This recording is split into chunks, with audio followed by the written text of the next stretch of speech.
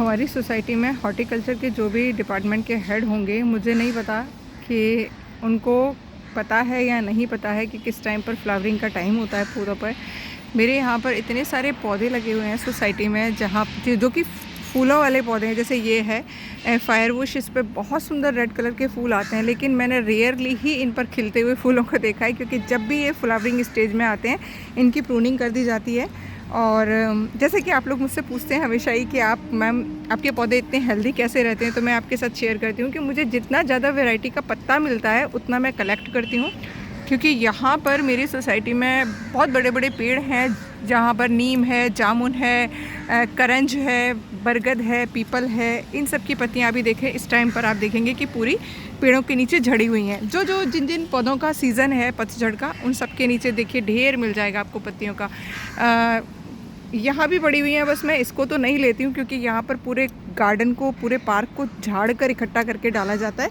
But मैं पेड़ों के नीचे जो पत्तियाँ हैं जो कि तभी झड़ी होती हैं, 1 या 2 दिन पुरानी होती हैं, उनको मैं कलेक्ट करती हूँ और अपने घर में ले जाती हूँ।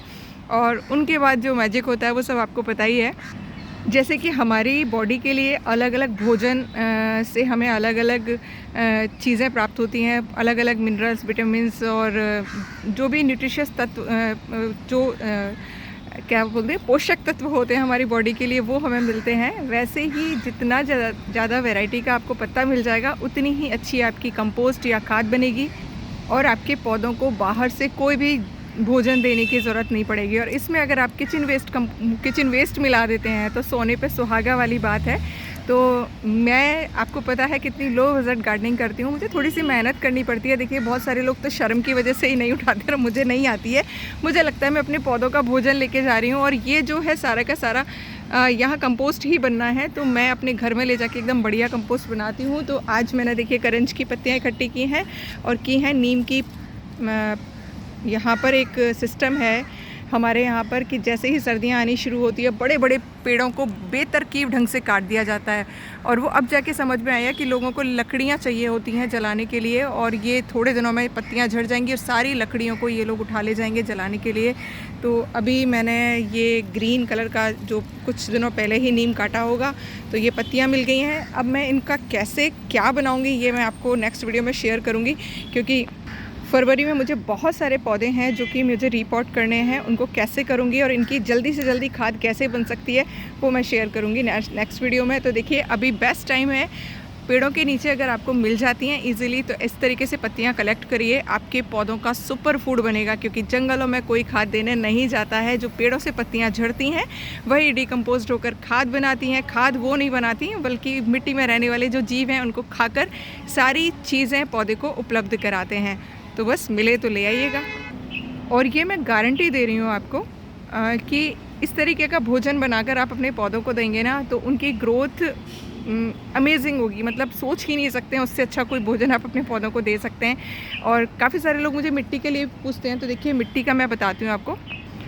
मैं अपने पौधों में बहुत ज़्यादा मिट्टी नहीं डालती हूँ, कम मिट्टी डालती हूँ। लेकिन जैसे देखिए ये बरगद का पेड़ है, ये तो नया है, छोटा है। मैं लेती हूँ वो जो बड़ा सा पीपल का पेड़ दिख रहा है उसके नीचे की मिट्टी लेती हूँ।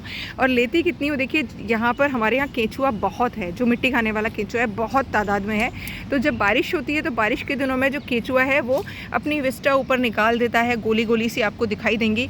वो मैं मिट्टी हल्का सा लेयर कलेक्ट करके ले जाती हूँ और उसी मिट्टी को अपने पौधों में मिलाती हूँ, और ग्रोथ तो आप देखते ही हैं। तो आपके यहाँ कोई ऐसे इस तरीके के पेड़ हो बड़े बड़े, उनकी ज़्यादा नहीं, सिर्फ हल्की सी लेयर उतार के लेके आनी है, क्योंकि वहाँ पर उनकी पत्तियाँ जो होती हैं वो डिकम्पोस्ट हो चुकी होती हैं और केंचुओं की बहुत सारी विस्टा मिल जाती है, आपको खाई हुई मिट्टी मिल जाती है। और जैसे कि मैंने बताया है, केंचुओं की खाई हुई मिट्टी में इस जो एंजाइम मिलते हैं वो किसी भी चीज़ में नहीं होते हैं, तो आपकी मिट्टी को मैजिक पावर मिल जाती है। तो ये 2 चीज़ आपने कलेक्ट कर ली। जितना ज़्यादा वैरायटी का पत्ता हो सकता है मिले वो ले आइए, और एक हल्की सी लेयर पेड़ों के नीचे की मिट्टी। जितना पुराना पेड़ होगा, पीपल का, बरगद का, नीम का, आम का, जितना पुराना पेड़ होगा उतनी ही उसकी नीचे की मिट्टी अच्छी होगी। ज़्यादा नहीं लानी है, जड़ों को नुकसान नहीं पहुंचाना है, सिर्फ आधा या 1 इंच लेयर लेनी है। और वहाँ पर आप मल्चिंग कर आइए पत्तियों की, वापस से वो मिट्टी फर्टाइल हो जाएगी आपके लिए। तो ढूंढना आपको पड़ेगा, मैं नहीं ढूंढूंगी। मैं लकी हूँ कि मेरे यहाँ ये पार्क में मुझे मिल जाता है ईजीली। और बाकी देखिए, देखने ढूंढने से तो भगवान भी मिल जाते हैं, ये तो पत्ते हैं तो सर्च करना शुरू करिए कहाँ से आपको फ्री में ये गोल्ड मिल सकता है। तो कलेक्ट करके लाइएगा, लगाइएगा, उसके बाद शेयर करिएगा एक्सपीरियंस कि जिन्होंने अप्लाई की हैं ये सारी ट्रिक्स तो उनके रिज़ल्ट क्या रहे। और अभी बेस्ट टाइम है, पतझड़ का टाइम चल रहा है, अलग अलग पेड़ झड़ा रहे हैं, तो कलेक्ट कर लीजिएगा। Thank you for watching.